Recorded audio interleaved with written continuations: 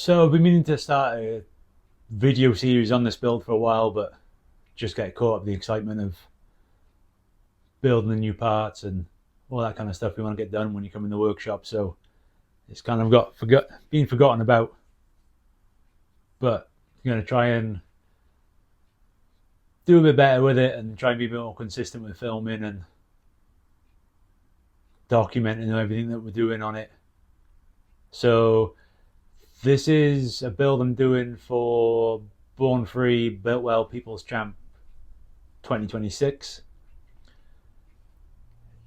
It's going to be a cone shovel that's wrapped up in cling film there to stop any shit getting on it and in it. I have blanked out all the exhaust port and the intake on it kind of thing, so nothing's going to get in there anyway, but just trying to keep it as clean as I can when it's in the workshop. And then, so going back to the start of this summer, I built the frame, so single loop, single down tube frame, 4 up in the neck and a 26-degree rake. Built that here in our workshop in the garden, and just been slowly chipping away at things, and yeah, just try not to put too much pressure on it, but just get the work done as and when I can, really. So yeah, built the single loop frame earlier in the summer. Then recently, the last couple of days, I finished the oil tank, which is in the rear fender. I like the look of like the kind of butt seat style seats with the hump on the back of the kind of pad. I've got one on my other bike and it feels pretty comfy riding it, so I thought I'd create the oil tank in the hump of the butt seat. So this was my take on it. And then also it kind of opens up the frame, and where like the standard oil tank would be, which just gives it a different look, I guess. And I've seen it on other bikes where they've done like the whole oil tank in fender, and the fender comes down to there to kind of get that much oil in there. So we've got enough volume anyway, kind of thing, so it shouldn't be a problem. But I made this like shallow oil tank here just to house the oil lines, which are underneath in like a recessed area, so just to hide them a little bit.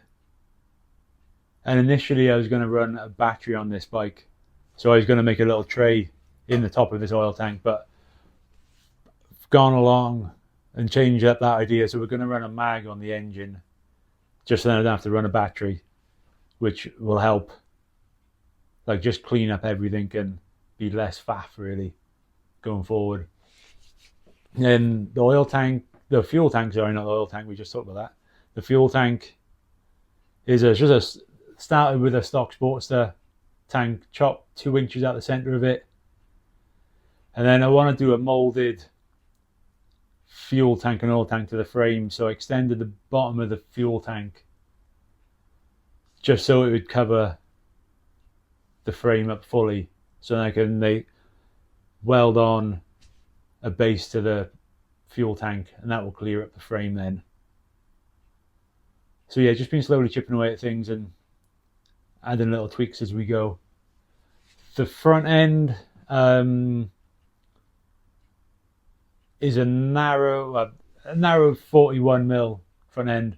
It's a set of my yokes that I make for left-hand choppers, so they're 6.5 inches wide forks. So yeah, they are pretty skinny, which is nice. I do a set of 6-inch narrow trees as well, but they're a bit too slim because I'm running a Halcraft mini twin disc on the front wheel, so I need the extra width in the forks to give us some room to run the discs and calipers, etc. So the lowers are early panhead lowers that I've machined and then also extended 2 inches. So they're 2 inches taller than a standard fork lower. So it just takes up the stanchion really, kind of thing. So you got less stanchion, so it doesn't look as tall as what it is. So it's a 4-inch over front end with the 4 up in the neck, kind of thing. So it all kind of goes together with that.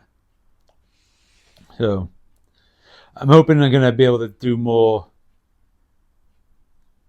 video documenting of this series of this build, kind of thing. And so hopefully I can keep on top of it all and kind of keep it fun. But yeah, try and edit some videos together and post regularly on here, and we'll just see how that goes.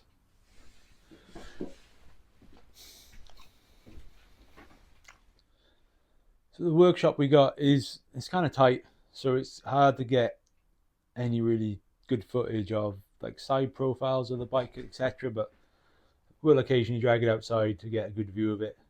So we're trying to add some of that footage in. But yeah, so here we got like the Halcraft mini disc setup. So I had some new discs cut, so out of stainless, just because the old ones are pretty battered, seeing as they're pretty old.